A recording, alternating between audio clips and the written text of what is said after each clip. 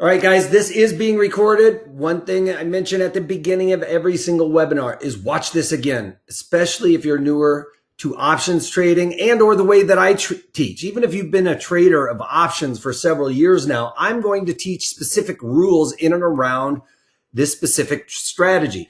First time through, some of the nuances may go blowing by you because you're thinking of a question. Somebody else is asking a question, or I'm moving on to the next segment and you're still thinking about the last thing I said. Okay, you might miss some of the other aspects of this strategy. So the next time through, you're going to catch those. Also, even if you caught most of it, if you wait 2 or 3 weeks down the road, you're going to forget some of these things. So watch it through and then relatively soon, a couple of days later, watch it again because it will make these rules really stick. Okay, so that's what I'm looking for, is long-term memory, right?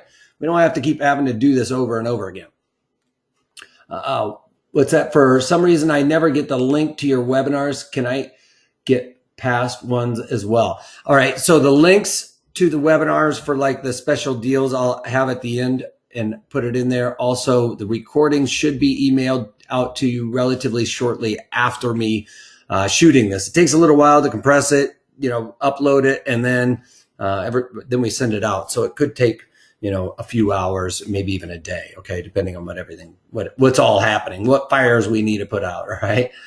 Okay, so this is medium volatility strategies, and it's the long call calendar. Now, further hindsight, when I was setting up the syllabus for this entire webinar series, I put calendar after diagonal because I actually forgot the calendar. And when I put it in there, I just put it in afterwards, knowing that it was a medium to low volatility strategy.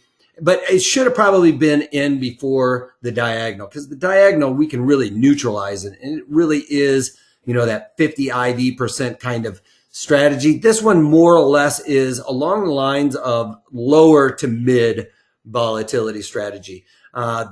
As long as we expect volatility to rise in the longer duration month, then we're okay. As long as we have that expectation of the rising volatility. The last thing we really want to do is see volatility come out with this. So that's why I usually lean towards the lower volatility, somewhere below 50. This one, somewhere between 30 and 50 is great. Even lower works just fine. So anything below 50 is great, but you can do it all the way up to about 50. And it will work out with really high implied volatility. But at the end of the day, the expectations when we have really high volatility that it's going to go higher is a tough nut to crack. So we want medium with the expectation of volatility expanding. One way that we can assume volatility is going to expand is if there's a binary event. And remember that any binary event is something that affects the underlying. So for the bonds, a binary event is the FOMC when they release what they're going to do with interest rates. A drug company like Lilly might be a trial result for a certain drug that they've been doing testing on, or their earnings results. Okay, any stock an earnings result is going to be one. Sometimes we can see those binary events rear their head in earnings, in dividends and things of that nature, earnings calls. So we can see that happen as well. But anything where the news or something known to be coming out, an event that has a scheduled date and it will affect that underlying, that is considered a binary event. Okay. I'm still on slide 1. Is something wrong? Yeah, we're still on slide 1. I'm just kind of chatting right now, bud. So at the end of the day, I just want to get some things out with this one.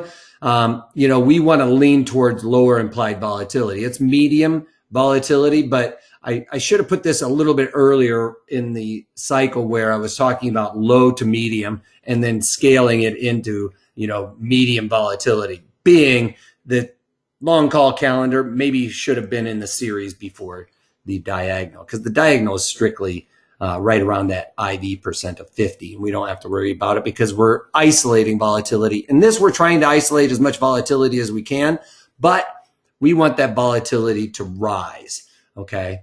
is what I'm trying to say there. Okay, yeah, Joseph mentioned sound dropped, had to reload. It's okay now. That goes for anybody. If you guys ever lose volume, it's usually GoToMeeting. It's not me. So you sometimes may have to log out and log back on. Obviously, if you can't hear me right now, you didn't get that little tidbit of advice. But anytime you're on a GoToMeeting, sometimes the volume does cut out, and it's usually their fault.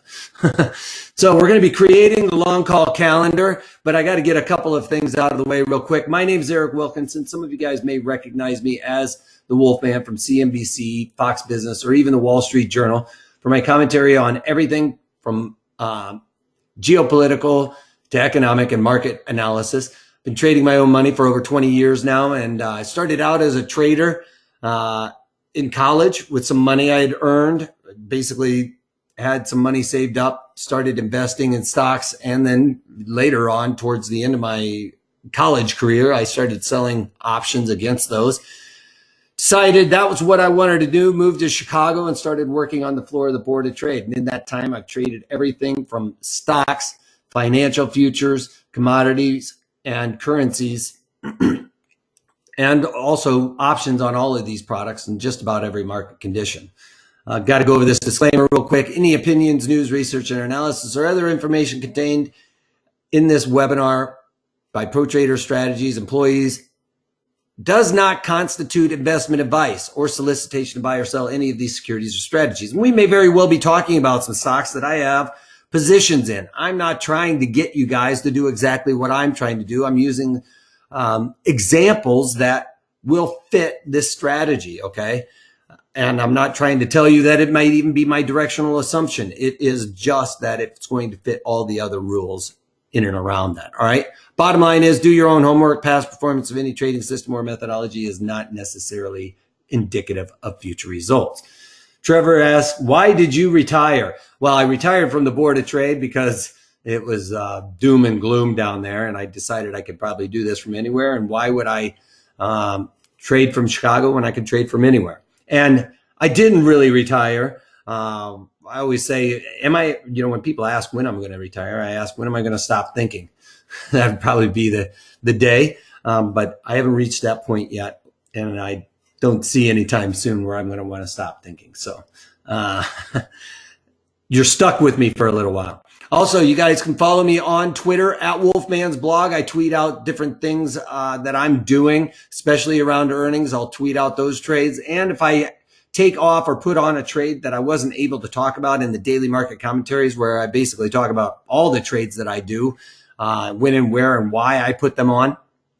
So if I do something late in the day, then I'll tweet that out as well. So you can follow me there to find out those things. For instance, I said I covered my Philip Morris short calls today. So I was trying to get out of GE and a couple other ones, but didn't work out quite as well as I wanted to, as the market kind of sold off towards the end of the day. Wasn't able to get out of those, but I was able to get out of Philip Morris, and I wanted everybody to know. So I see a couple questions pop, or at least one. You talked about a syllabus for the webinars. I've managed to hit a couple of them.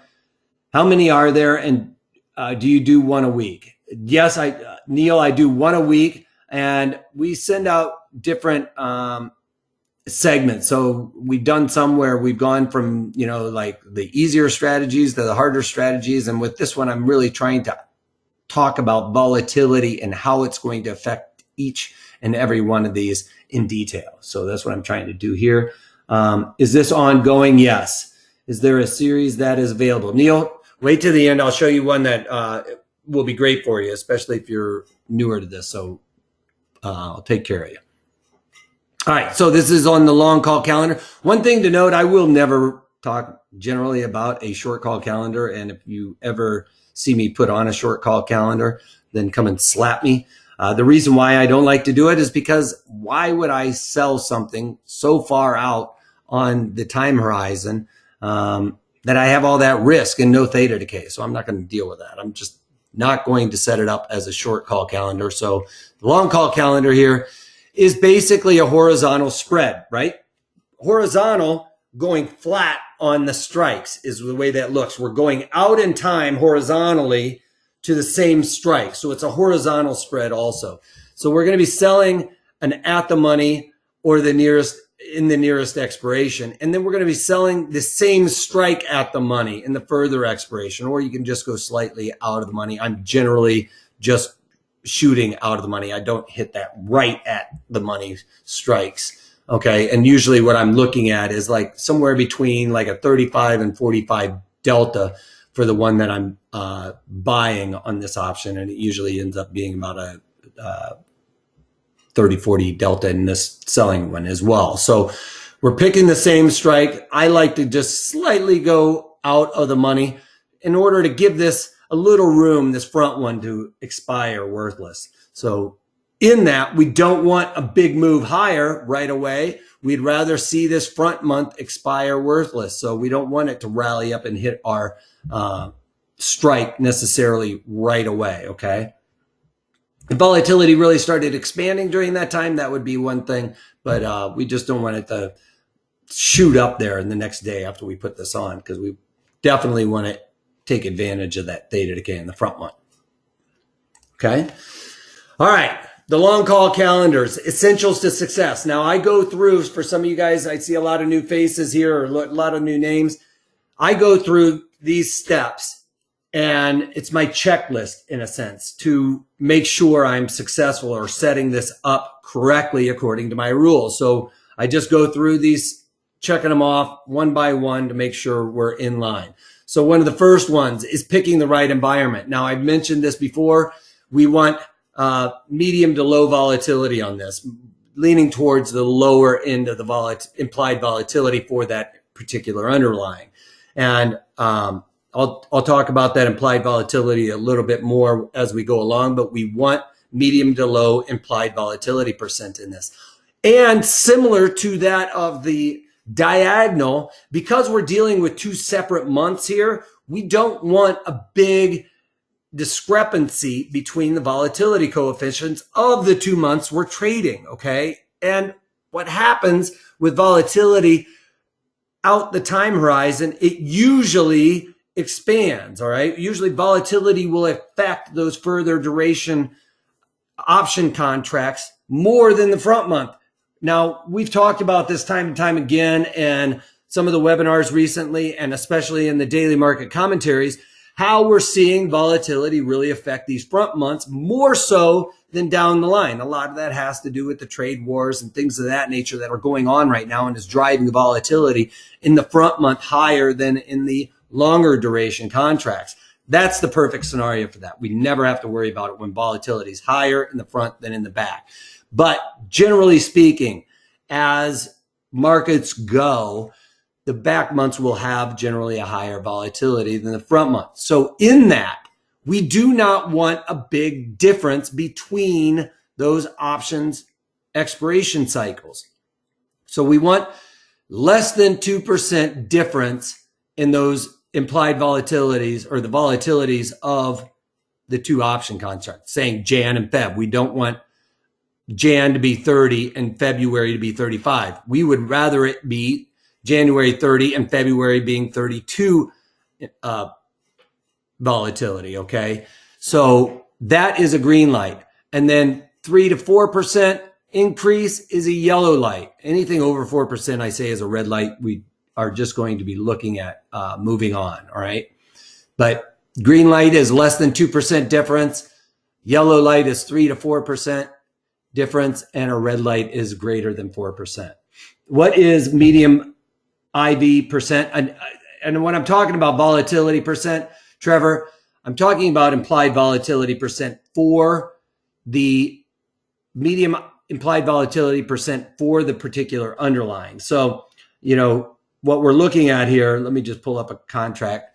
It is medium to low implied volatility percent is this, something medium 50 or all the way down is what we're really leaning towards, and leaning towards the lower implied volatilities. And this is your implied volatility down here. This over here is implied volatility percent. So you can see that the implied volatility for SPY right now is 21%, right? We make a percent, you move it decimal place to, or multiply it by 100, or move it 2 decimal places to the right. So 21%. If we look over here, this says implied volatility percent is 36%. Well, yes, because this number is different than this one. This is the implied volatility right now for SPY. Implied volatility percent tells us where this number is in relation to where it's been in the past. All right, so the way to come up with implied volatility percent over here is you take in the numerator and the denominator. In the numerator, you take the sum of the current implied volatility minus the low, and you divide that sum by the sum of the high minus the low. In that, for SPY, we take 21 in the numerator and subtract it from the low, which is somewhere around, looks like 8. So 21 minus 8 gives us 13, right? So 13 in the numerator, divide that by the sum of 41 minus 8, which is 33, right? So this was 13 minus 33, so it's going to give us right around 36 implied volatility percent, okay? So implied volatility percent of less than 50 is good to go. So you could even say from 50 to 30 is a yellow light. Anything below 30 is a green light, let's say. I usually just go with anything below 50, but the lower is the better, because the lower volatility is, the higher likelihood it is going to expand. Now, we are entering an era of, I believe we're going to have higher volatility, right? So all of this number back here is going to affect us a little bit. So implied volatility percent of below 50 is good for this strategy, right? And you have to have the expectation of volatility expanding. And the way we're going to try and make sure that happens is the option contract we're going to be buying in the further duration. We would love to have an earnings event in that, so that we get the volatility expanding in that month the closer we get to that earnings event. Cover this trade, though, before that earnings event, because you're going to lose all of the volatility that went into that option heading into the binary event. As soon as the binary event is over, we lose a lot of volatility because there's no more uncertainty. We know what that event said. We know what happened at that event. So there's no more volatility heading into it. So make sure you try and cover this before, especially if it's a winner. If you're looking at a full boat loser, then I'd probably ride that out, right? Because you have nothing else to lose. So that's going to be something you have to determine on your risk parameters for you. But if it's looking like a full loser, I'll write it out. If it's a good winner, then I'm going to cover it. All right, so picking the right environment. Let me go back to this one since I have the trading platform up. And in that, so we're going to be looking at something like the Jan and the Feb, right? So this is what I'm talking about. The difference between the Jan to the Feb is less than a 2% difference, right? It increases by less than 2%. If it increases by more than 4%, it went from 2097 to 2597. That's more than a 4% increase. So that would be a red light. I would pass it up. There's other opportunities out there. It would mean that I'm selling low volatility, right? If this was only 21, if I'm selling this one and this one's 26, I'm buying high volatility out here, which pumps up volatility, pumps up the premium, right? I don't want that. I don't want to buy a bunch of volatility with the expectation that it's going to go down. That doesn't make sense for me. So I want these to be close so that I'm not paying excess for volatility, right? The earnings calendar can be an earnings play. It absolutely can. And as a matter of fact, since we're right in between this earnings season, this is the perfect scenario to set this up, because a lot of times what we're getting is this month out here has lower volatility than the front month because of the different things going on in the economy and in the news right now is driving volatility in these front months more than these back months. So if this volatility here is 19, say, you know, it's lower than this one, then that is a full-on green light no matter what, just like with the diagonal we talked about last week. So we wouldn't have to worry about that, right? And it's a less than 2% increase if it's negative, right? So that being said, we want something tight on that volatility here. Less than 2% difference is great.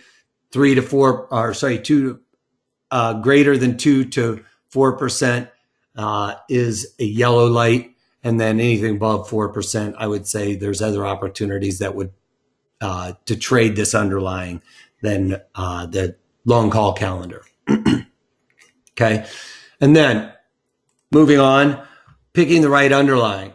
Oops. Picking the right underlying. This goes back to the option montage as well. So when we're looking at, and this is the option montage, anything inside of this page, basically. My rule for picking the right underlying, if you have XYZ stock and it is over $100, move the decimal place 3 ticks to the left. That's how wide our bid to ask should be in these closest to expiration option montage or option cycle here. So 26 cents is my rule here.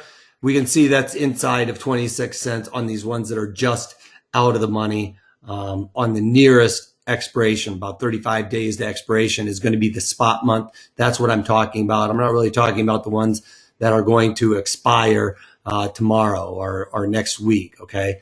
This isn't going to have a lot of participation. You'll see that it does fit that rule here, but people are moving out of this and into the January because that's the spot month. So this is the one we're looking for that rule, the one that has the most volume and open interest. Anything that has under $100, basically my rule of thumb is it's got to be inside of 10 cents to the bid ask. You can see eBay fits that rule.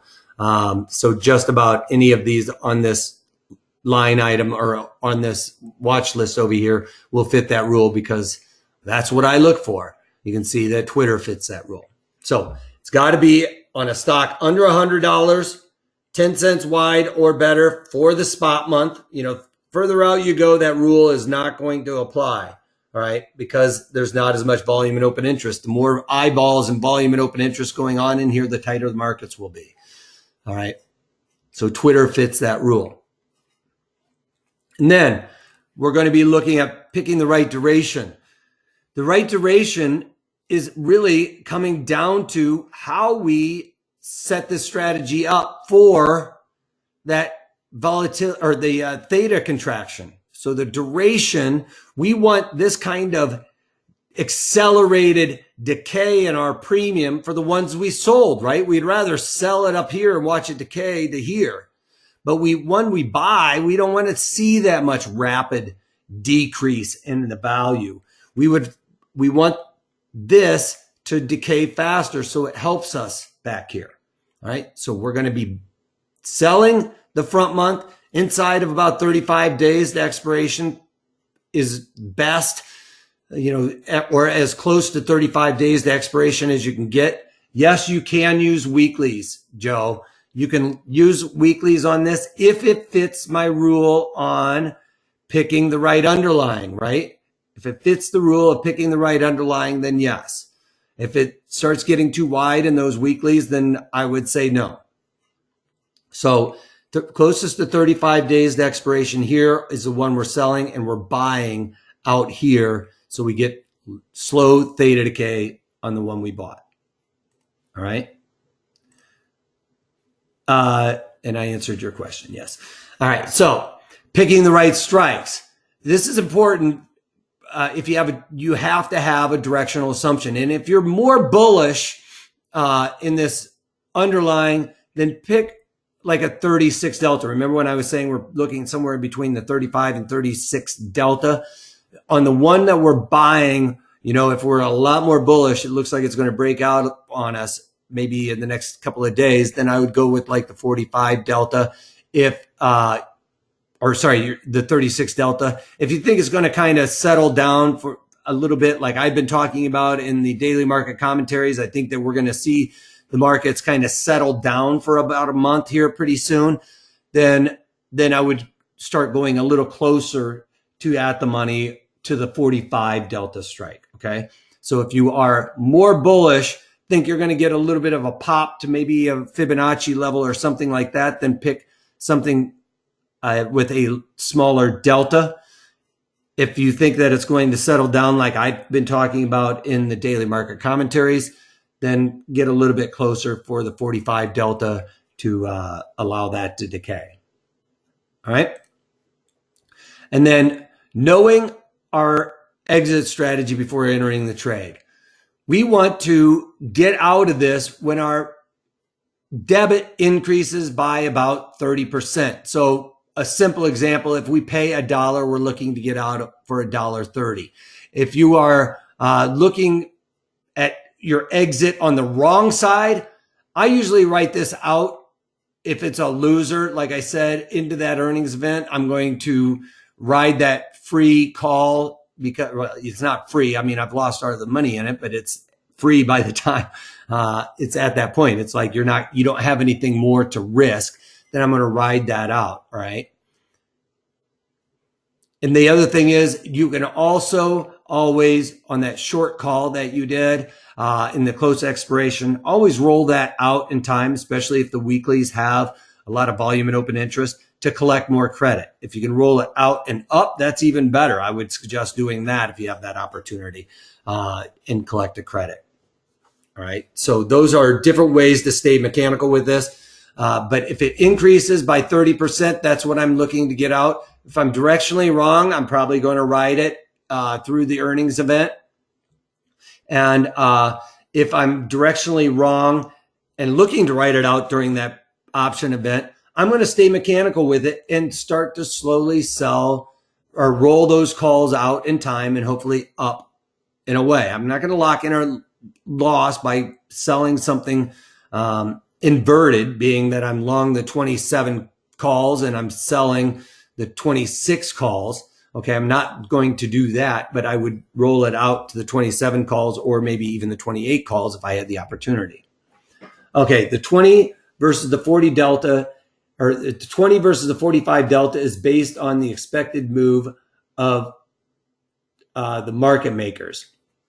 Well, the delta is actually telling us what the probability of the underlying being, or that strike being in the money at expiration. So these deltas not only tell us what this premium will increase for every dollar, you know, the rule is, right, for every dollar increase in the underlying, from this one going from 35.89 to 36.89, this premium will increase by the delta. So this is going to go from $3.65 to $4.30 on that increase of $1. It also tells us the probability of this strike being in the money at expiration in 64 days. There's a 55% probability that this strike will be in the money at expiration. Right? The expected move, if you're talking about when they have the expected market maker move, what you do in the next, basically you can cheat and look up here at this one and say it's going to be a $4.76 plus or minus in the next 36 days. Another thing that we used to do on the floor as a floor trader hack was you take the straddle, multiply it times 0.80 or 80% of the straddle is the expected move, is the market maker move. It's a couple floor trader hacks for free for you there, right? So knowing your exit strategy, a 30% increase is what I'm looking for. Or if we are directionally wrong, I'm going to ride that sucker out into the sunset. All right. Our maximum profit is kind of unlimited, really. The reason why is because if that short call expires worthless, we still have that long call on for the duration. And that means that our profit is unlimited. Whereas our max loss is only that premium we paid. Anytime you pay a debit for any strategy, it's the premium you paid. And then our break even at expiration is the long option. So if we bought the 100 call and paid $1, our break even is at 101. It's a long call option plus the premium paid. That's the break even at expiration. A lot of things can happen inside of that. That's on the very last day at expiration. Everything else is expired, and you know, our option is worth what it's worth plus the premium paid. So we need to have that. Now, inside of the months that we're trading this, our break even will change dramatically, and so will our max profit if we still have that short call on. If we still have this on the way we set it up, our max profit will adjust also for this strategy based on what volatility is doing. All right. And that's why we want the volatility to expand, because that will make our max profit increase. And I'll show you that. Another thing that I wanted to make sure that we talked about in setting this strategy up is we want to make sure when you click on the Analyze tab that you're at least making one to, you're risking one to make one. All right. Sometimes you can risk one to make two in this strategy. That's highly unlikely, but it is a possibility. And I'll show you how to check that all out here when we pull up this trading platform. So this is the time of the market, or the time of the webinar. I threw it out to you guys. Put in the questions box what you guys want me to look at, what stock you want to look at, and I will go through those rules we just did to refresh your memory, kind of make this a little bit more solid, and see if it fits my rules for this strategy to see if we can set it up. All right, I see one question real quick. When you're picking the equity based upon, and yes, you can do this for ETFs. I saw that one just pop up as well. So let me answer that one real quick before I read the long one. When you are picking an equity based upon the difference between the bid and the ask, which month do you pick on the Montage? I pick the one that has the most volume and open interest, is the easiest way to explain it. And you can look at this. This has the most volume and open interest across the board, right? You can see the volume and open interest gets low here. You'll even see the volume and open interest is a little bit less in these front ones, you know, consistently less. All right.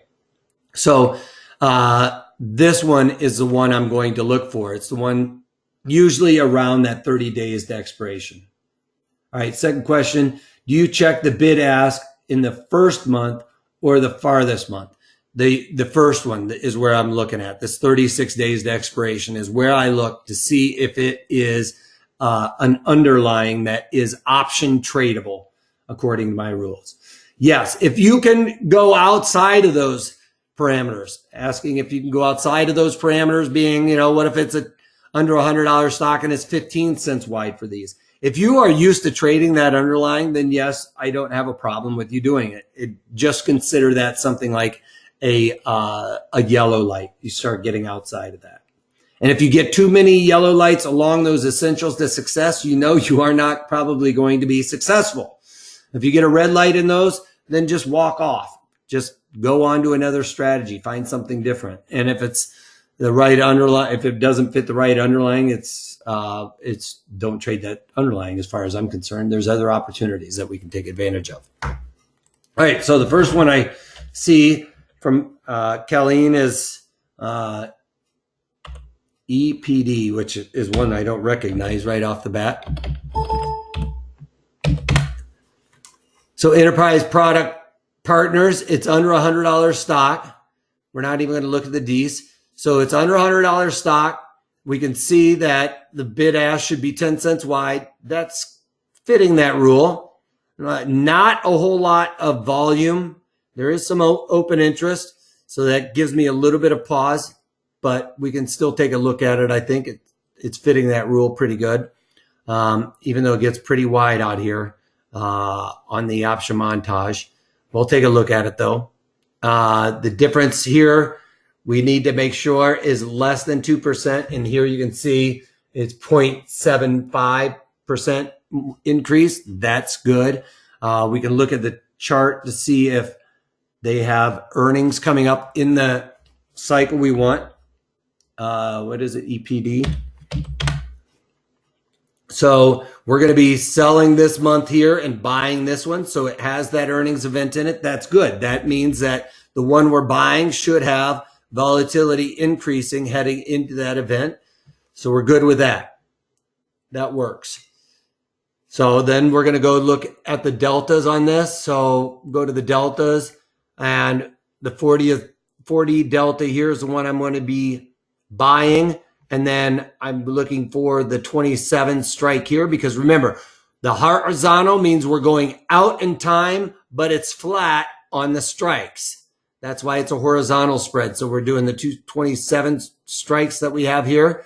And you know what? If I quote this as a Jan-March spread, just know it's from 20 years of me being in Fed Fund futures, and we always quoted from the front to the back. And a lot of times, everybody else in every other market, every other pit quotes it from the back month to the front month, because when we're paying this debit, it's because of the back month. And when we say it as a debit, we say the March Jan, indicating that the March is the one we're buying. So the March Jan 27 call calendar for 35 cents is what we're looking for. And that's mid-market for the most part. Let's just look at one thing here to see what the risk reward is on it. So we're risking 35 cents because that's what we paid. That's the most we can risk. And at this time, it's saying our max profit is going to be above 50. And that's with this short call still intact. We haven't let it expire. If this expired worthless, then our break even is unlimited to the upside. Now, what I wanted to show you guys with this volatility adjustment, watch this peak here. As volatility increases during the life of this strategy, you know, we haven't changed anything else. The underlying hasn't changed price. The time, we haven't moved a minute in the day. But if you can see, if we isolate everything but the volatility, you can see it starts to increase, even with that short call in there. So that's what we want to have happen, is that volatility increase, not the volatility decrease. Okay. We don't want this volatility to decrease, because then our profit goes down. All right. So stay away from that kind of scenario. You need to be setting this up in a scenario where you are directionally bullish in your assumption, and your assumption of volatility increasing is right. Right. So one question I see, why don't you change the background of the screen from the dark? Any very difficult to read? You know what, Edward? I did the light in the background, and people were saying it was burning their eyes. So more people said that they didn't like the white than didn't like the black, so, or the dark. So that's why I went with that. Sorry, Ed. All right. So another one, Joe's asking for CRM. I'm going to just do one of these because I got a bunch of them popping up here, Joe. So I'll do CRM. So CRM, over $100 stock, 3 ticks to the left, 14 cents is what we should see here. And CRM is just way too wide right now. It's going to fit the rule inside of less than, or right around that 2%. So that's good. This, you know, if you traded a lot, then, you know, just say that that's your yellow light on this. We can look at the volume and open interest. It does have some pretty good open interest and volume, and CRM probably has tighter markets during the day session anyway, but a little wide for me. If it fits all the other ones, I would say then you could do it. Just make sure that when you do something like this, because all of these bid asks are going to be really wide, let's just say we're going to be trading this one. We're going to go with like the 45 delta here. So the 145s here, sell the 145s here. And then that's our calendar, right? It fits all the other rules except for this one. What I would look to do is see the mid-market is almost 30 cents from where the offer is. And you might be able to get it better than this mid-price, but if you put it in there at that price, you're probably going to get filled at that price because they don't care. They were going to fill you and bill you. One thing that doesn't cost you any money is the cancel replace on these strategies. So if you went up to say, you know, 55, started out, let's say 40, 45 cents or something, put that order in, you don't get filled. Well, you go in, cancel, replace, increase it, all right, or sorry, get a little bit better, cancel or replace, put that trade in there. It doesn't get filled, move it down a couple of pennies again, put it in. Because there's markets that are better than what's being shown here, and it's a computer, and a computer can't show some of its bids sometimes. And the reason why is because it's leaning on a lean, meaning there's a couple of spreads in there that have to work out in order for this trade to happen. So there might be better markets that you don't actually see. So always very important to start out close to the offer when you're selling something and close to the bid when you're buying something. So I was doing this backwards, to be quite honest. So the mid-market and the natural would be 65. So I should start out below where the mid-market is. So I'd start out somewhere around the 27, put it in, cancel, replace, put it in, bid it up, put it in until I get filled, okay? Does that make sense? So always start out further away where you don't think you're going to get filled. Put it in where you think, you know what, I'm probably not going to get filled here. You put it in, cancel, replace, up until you think you should be filled. And that's usually where I stop, okay? So always do that because that doesn't cost you any money. If I put it in right away and get filled on the first, I send the order and bing, I get hit, you probably left some pennies on the table. And yeah, you might think, well, I don't care about those couple of pennies. Well, over the course of your trading life, 10, 20 years, those pennies add up to a lot of dollars. So make sure you squeeze those, put it in, cancel, replace. Stay mechanical with that. And then you want to look at CRM on the Analyze tab here. So let's check it out on the Analyze tab. And let's make sure my volatility adjustment is flat. So on this one, let's go down to a one lot so it's easier. We're risking $234 to make just over $300. That works out.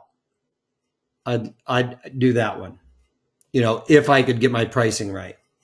And if the pricing was the only thing that was giving me the yellow light. All right, QQQs, do a couple more, two more real quick. I think I have time for at least. So QQQ, cancel, delete. QQQs. We're going to look at this. Let's just say we're a little bit more bullish in the QQQs than the 45 Delta. You think it's going to come up here, maybe test up there. My assumption is it's going to come to the point of control and settle down a little bit. But just to give an example, go a little bit further out. Let's go to the 40 Delta here. That's the one I'm going to be buying. So the 69 strike here. So I'm going to be selling the 69 strike here. So you can play around with those. It doesn't always have to be that first one. It has to depend on your directional bias and how bullish you are right away. Okay. So $1.69 on this. We can obviously need to look at the difference in, I glanced over here. So it is less than that difference. So that's good. It's $165 stock, 3 ticks to the left. That fits that rule. Okay, so that's good there. The duration we have correct here on that, and our strike location fits with our assumption. So we can go over and look at the Analyze tab here.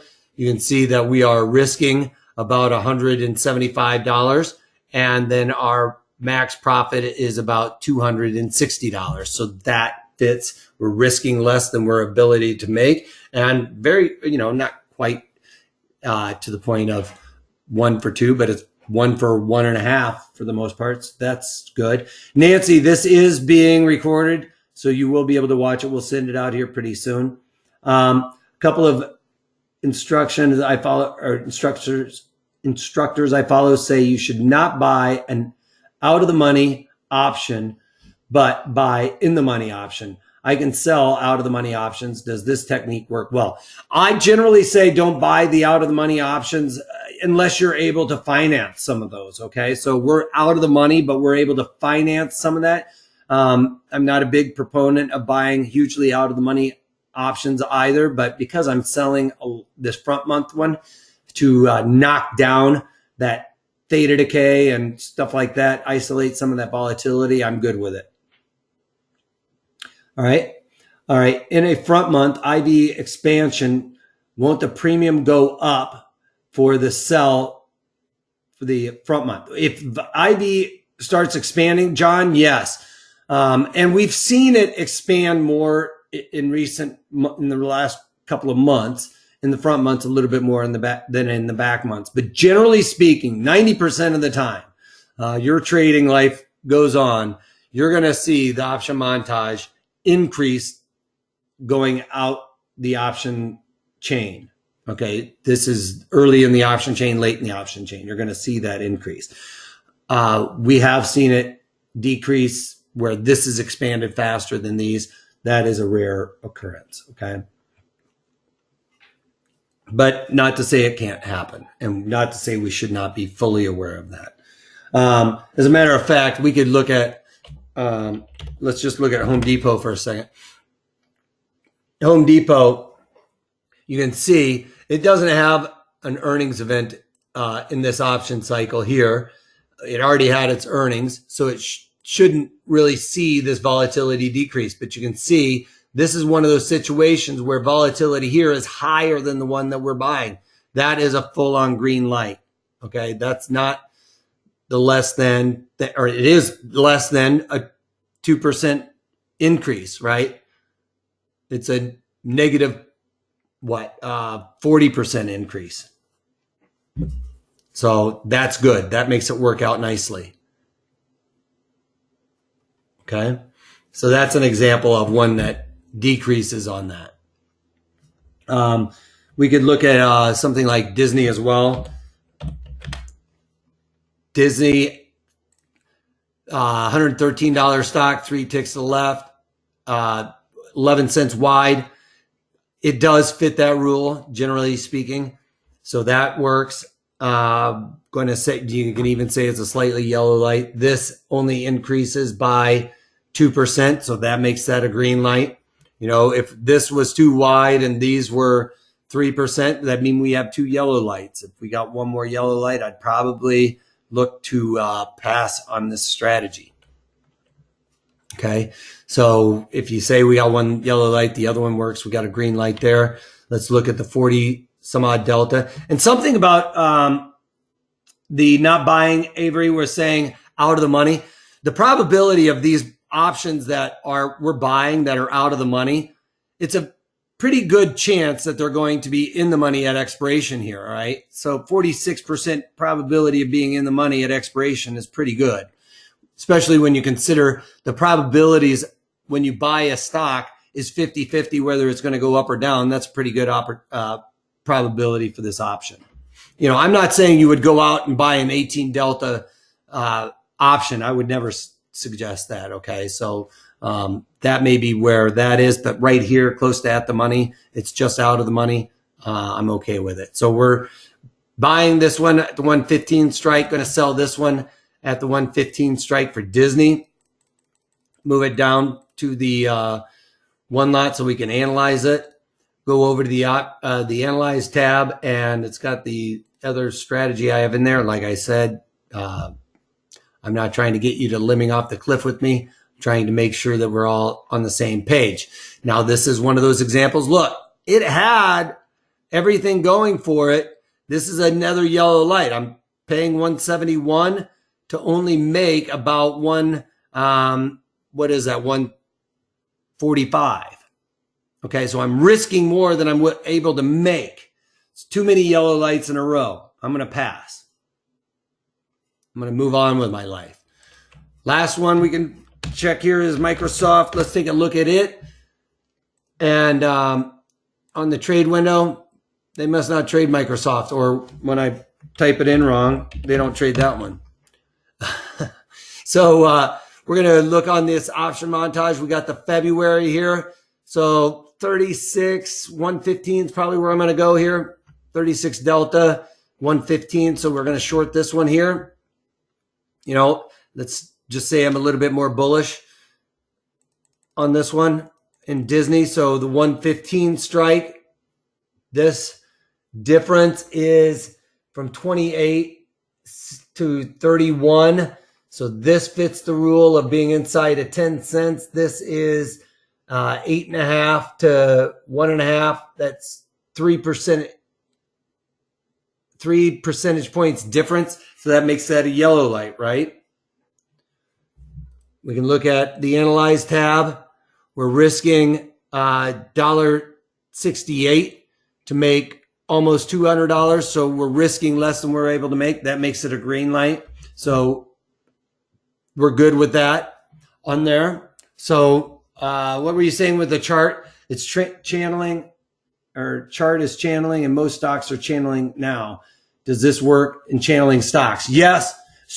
You don't want one that is like at a 45-degree angle. Like, I don't know that you would necessarily want a major move like this, but I don't mind this stuff over here. I think the market have made these big moves. And if you watch my daily market commentaries, I'm talking about this. Yes, this is good for a market. All of this stuff that makes everybody scared.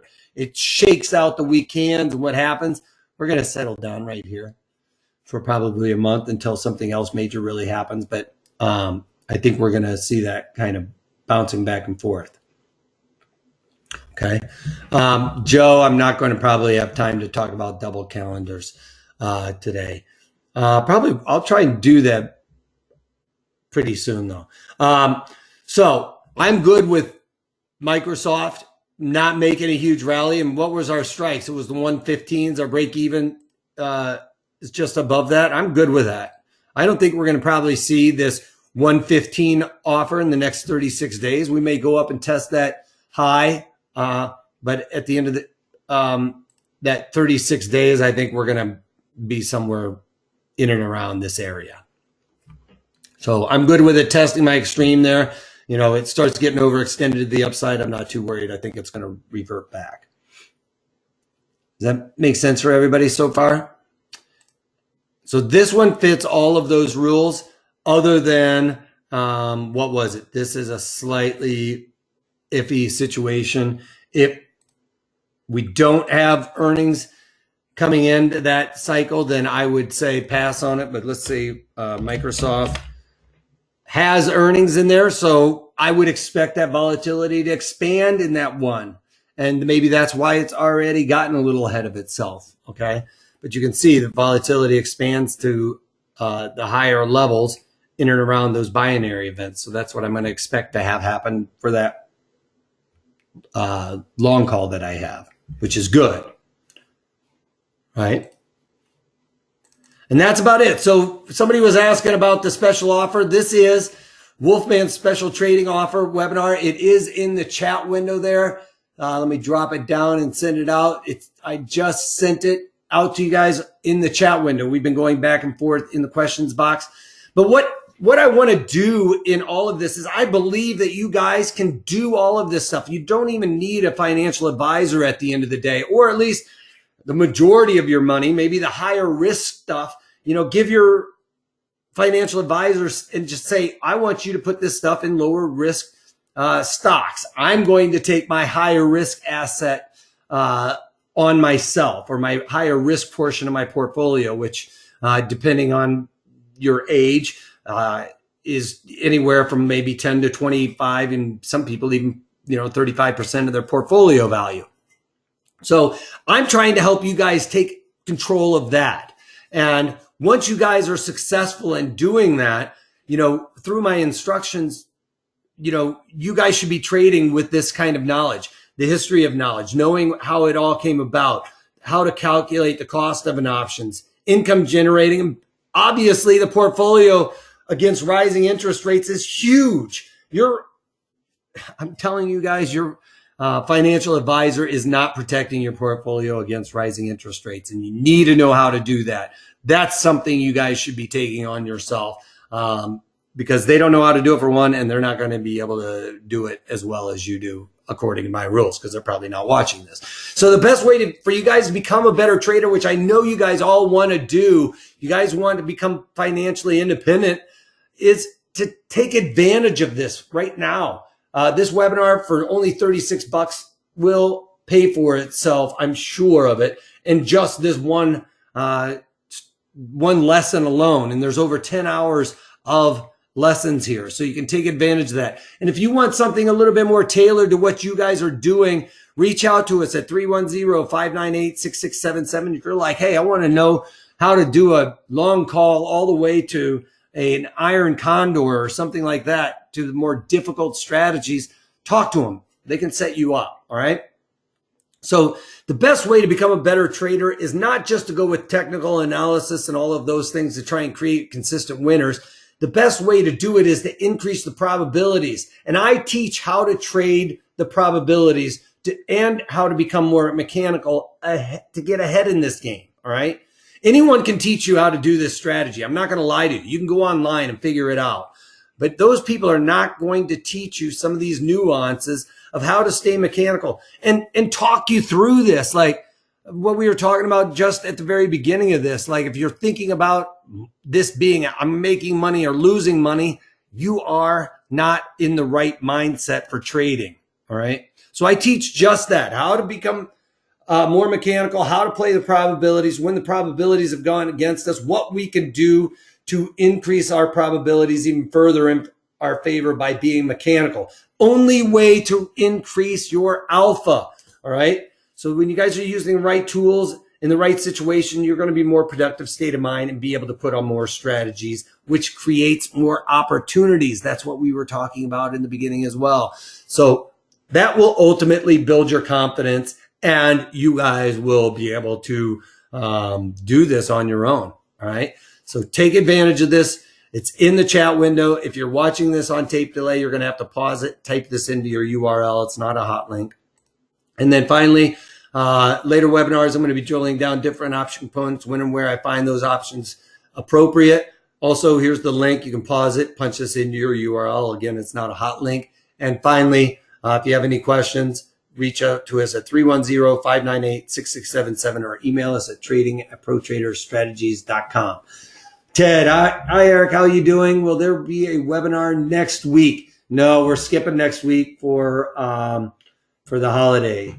Are we going to have a holiday rally? Nancy, you should be watching my daily market commentaries. I think we're actually very close to where we're going to start settling down right around the point of controls for most of these equities. All right, I think that's about it. Channeling, I read all of those. Okay, great. All right, guys, take advantage of that. It's over there in the chat window. I see a couple of you guys have already taken advantage of that. Don't miss out. It's limited offer, so make sure you get on it. And that's about it. Other than, if you can't take that, take it easy. Take care of you guys. And have a great holiday. Happy Hanukkah to you guys out there, and Merry Christmas to those of you that I won't see before or hear before Christmas. But I will be doing the daily market commentary, so watch those. I talk about how to trade in those as well. All right. If you can't take that, take it easy.